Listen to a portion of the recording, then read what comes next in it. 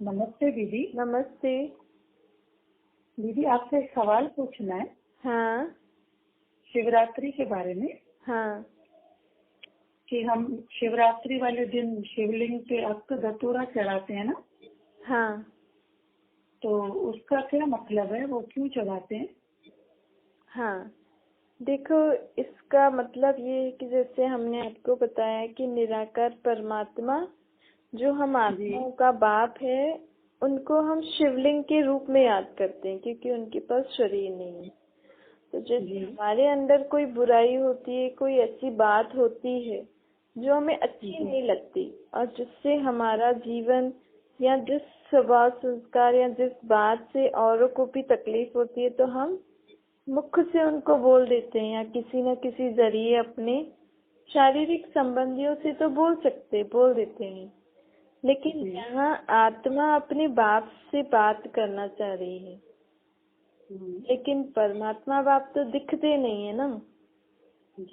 तो वो ये जो हम अकदतूरा चढ़ा रहे हैं, इसका अर्थ ये है कि मैं आत्मा, मेरे अंदर जो भी ऐसी बुराइयां हैं, जो भी ऐसी बुरी बातें हैं या पुरानी बातें जिसके कारण मैं भी दुखी हो रही हूँ और भी दुखी हो रहे हैं, तो ये सब मैं अपने बाप को दे रही हूँ।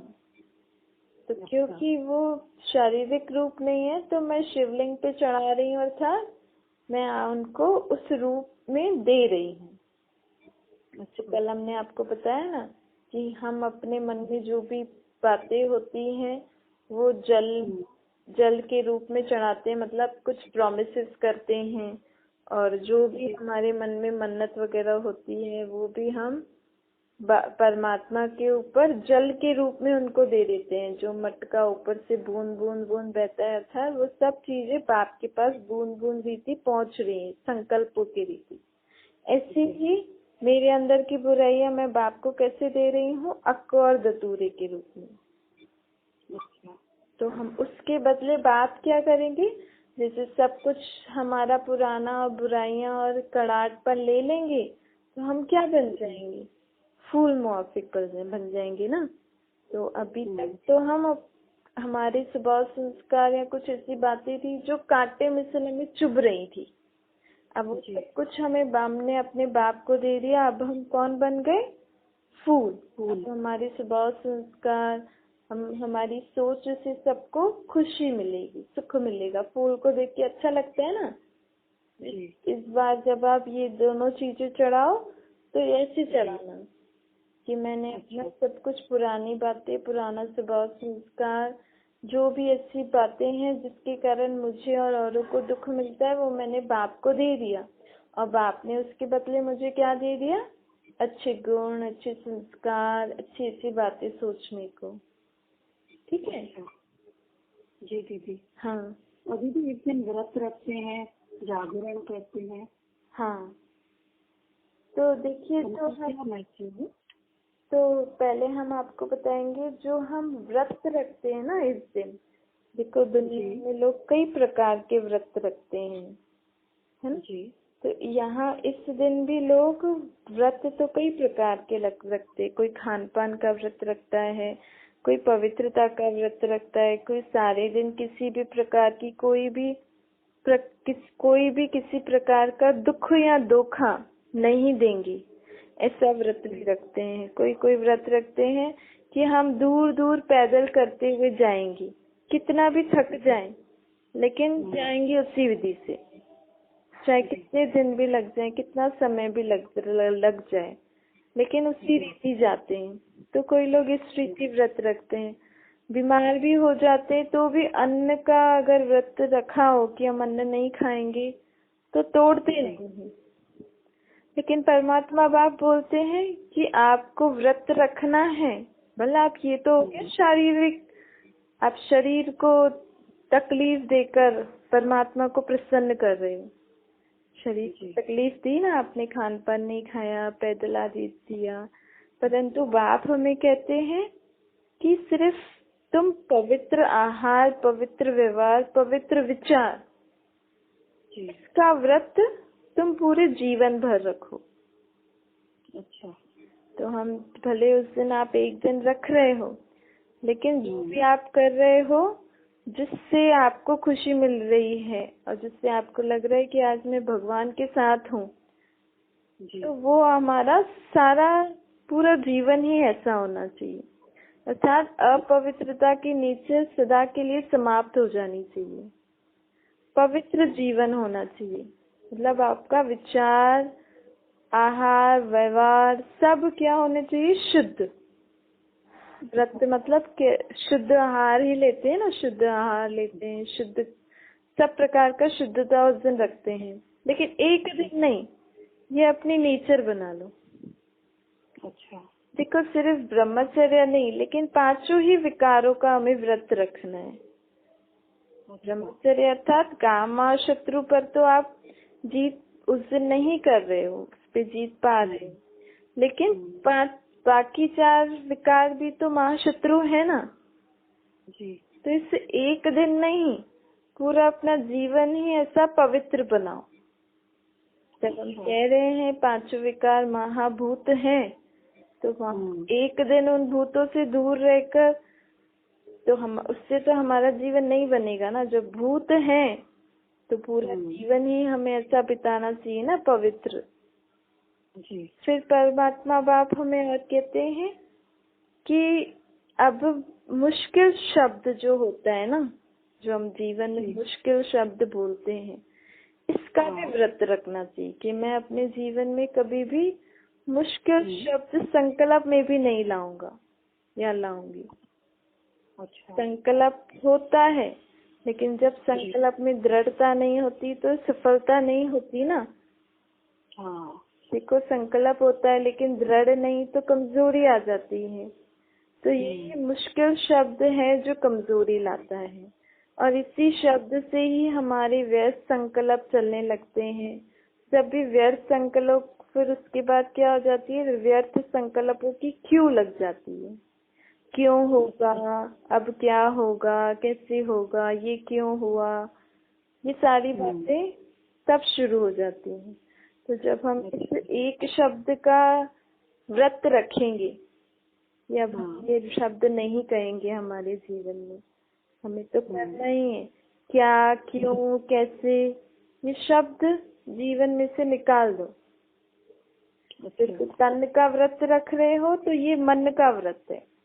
मन में हमारे कभी भी ऐसे विचार नहीं आने चाहिए। परिस्थितियों से सहज ही पार हो जाओगे। तो व्यर्थ संकल्पों का भोजन भी व्रत भी रखना है हमें। अच्छा। कभी भी बुद्धि में अशुद्ध व्यर्थ संकल्प ना आए। अच्छा। ये व्रत रखना है हमें।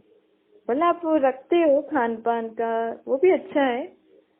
चलो, आपने एक दिन किया, देखो उस दिन हमें कितना परमात्मा के लिए प्यार होता है, लेकिन वो एक ही दिन होता है ना। तो क्या होता है कि बाप के प्यार में हम व्रत रखते हैं, तो प्यार और खुशी होती है ना उस दिन बहुत, सब भूल जाते हैं। तो क्यों? क्योंकि उस दिन खुशी की खुराक खा लेते हैं, तो भूख भी नहीं लगती है। नहीं, किसी दिन अच्छा त्योहार आदि या अच्छा प्रोग्राम होता है घर में, तो सारा दिन कुछ नहीं खाओ तो भूख भी नहीं लगेगी। तो उस दिन भी मिलन की खुशी होती है, इसके कारण व्रत रखते हैं। लेकिन एक दिन क्यों मिले हम अपने बाप से? हमेशा ही मिले ना। हमेशा ही मिले ना। तो हमेशा तो हम खान पान नहीं खाएं, ऐसा नहीं हो सकता है। लेकिन बाबा हमें, परमात्मा बाप को हम प्यार से बाबा कहते हैं। बाबा हमें कहते हैं अपने मन में ये सब व्रत रखो कि मैं कभी भी कमजोर नहीं बनूंगा, मुश्किल शब्द नहीं बोलूंगा, व्यर्थ नहीं सोचूंगा, किसी के लिए बुरा नहीं सोचूंगा। तो सदा के लिए ये व्रत रखना है। ठीक है। खुशी की निशानी क्या होती है? व्रत रखना। अर्थात किसी का प्यार हमें मिलता है, उससे मिलने में हमें खुशी मिलती है, तो उसके प्यार में हम सब त्याग देते हैं। कुछ छोड़ना अर्थात त्याग की भावना की निशानी होती है। तो ये दृढ़ व्रत रखना, यही हो गया सच्ची सच्ची शिव जयंती व शिवरात्रि मनाना। मनाना अर्थात बाबा हमें कहते हैं, मनाना अर्थात बनना। सिर्फ मनाना ही नहीं है, साथ साथ हमें बनना भी है। अच्छा, ठीक है। तभी तभी सार्थक है कोई भी त्योहार मनाना। हाँ, तभी बस एक दिन नहीं, आपने उस दिन क्या क्या किया, क्या क्या मन में आपने छोड़ा, क्या क्या प्रतिज्ञाएं की, वो हमारे जीवन में हमेशा रहे। तो ऐसे हमें त्योहार मनाना चाहिए। ऐसे हमें शिव जयंती, शिवरात्रि या कोई सा भी त्योहार मनाए तो उसकी विशेषताओं का, उस दिन का महत्व समझ के मनाओ तो जीवन में और उमंग आएगा आपको। अच्छा, ठीक है। और इस दिन जागरण जो मनाते हैं, भला हम सारी रात जागते हैं, परंतु परमात्मा आप कहते हैं अब तुम अज्ञान की नींद से जागो। सबसे पहले कौन सा अज्ञानता है हमारे अंदर कि मैं शरीर हूँ। हम अपने आप को ही नहीं पहचानते। तो जिस शिवलिंग की हम पूजा कर रहे हैं, जिस शिव बाबा को हम उस दिन याद कर रहे हैं, उनको कैसे पहचानेंगे? क्योंकि वो उनका और हमारा शारीरिक संबंध नहीं है। उनका और हमारा कौन सा संबंध है? आत्मिक संबंध। वो मुझे आत्मा का बाप है। तो जब तक मैं अपने को मैं आत्मा हूँ, मैं आत्मा चैतन्य शक्ति शरीर को चला रही हूँ, तो जैसे मुझे मेरे शरीर को कुछ चाहिए तो मेरे शारीरिक संबंधी या मेरे शारीरिक माँ बाप मेरी मदद करते हैं। तो जो मेरी आत्मा में जो मन है, जो बुद्धि है, जो संस्कार है, उनमें कुछ परिवर्तन करना हो तो उसके लिए कौन है? मेरा बाप परमात्मा। तो मेरे दो बाप हैं, एक शारीरिक और एक आत्मा का। तो आत्मा की सब सुविधाएं कौन दे सकता है? परमात्मा बाप। आत्मा में ही तो दुख सुख होता है ना। दुखी आत्मा ही होती है, पाप आत्मा ही बनती है। तो आत्मा को पाप से पुण्य आत्मा कौन बनाएगा? आत्मा जो दुखी हो रही है उसको दुखों से कौन छुड़ाएगा? उसका परमात्मा बाप। तो इस अज्ञानता के नींद से उठो अब कि मैं आत्मा हूँ, शरीर नहीं हूँ, और मेरा बाप परमात्मा बाप है। तो इससे क्या होगा? हमारे जीवन में जो भी अज्ञानता का अंधियारा है उससे हम रोशनी में आ जाएंगे। सदा के लिए जागती ज्योत बनना है हमें। सदा हम आत्मिक स्वरूप में रहेंगे तो हमारी आत्मिक स्वरूप में जो भी हम कार्य करेंगे, मतलब जागती ज्योत के जैसे कार्य कर रहे हैं ना जी। और परमात्मा बाप कहते हैं जागरण करना है तो फिर किससे जागो? अलबेलेपन से, आलस्य से, बहानेबाजी की जो नींद है इनसे जागो। आजकल दुनिया में कई प्रकार का अलबेलापन है, आलस्य है, बहानेबाजी कितनी है जी। इसने ये किया तो मैंने किया, ये ऐसे सुधरे तो मैं सुधरूं जी। तो ये सारे जो भी हमारे अंदर जो भी अज्ञानता के कारण हम इस अज्ञान नींद में सो गए हैं। आलस्य आता है तो होता है ना, समझते हुए भी आलस्य के कारण हम करते ही नहीं। तो ये भी नींद हुई ना जी। तो इन सारी नींदों से जगना है हमें। एक दिन का जागरण करके, भला उस दिन सब इकट्ठे होते हैं, ये भी एक सबका मिलना हो जाता है। सब मिलके परमात्मा के लिए उस दिन रात को उनकी महिमा आदि गाते हैं, इकट्ठे व्रत रखते हैं, मिलते हैं, उनकी पूजा आदि करते हैं। एक दिन अच्छा है, लेकिन हमें क्या प्रतिज्ञा करनी है कि हमारा जीवन ही हमें ऐसा उमंग भरा बनाना है, अज्ञानता की नींद से जगा हुआ बनाना है। अच्छा, ठीक है जी दीदी। हाँ, थैंक यू।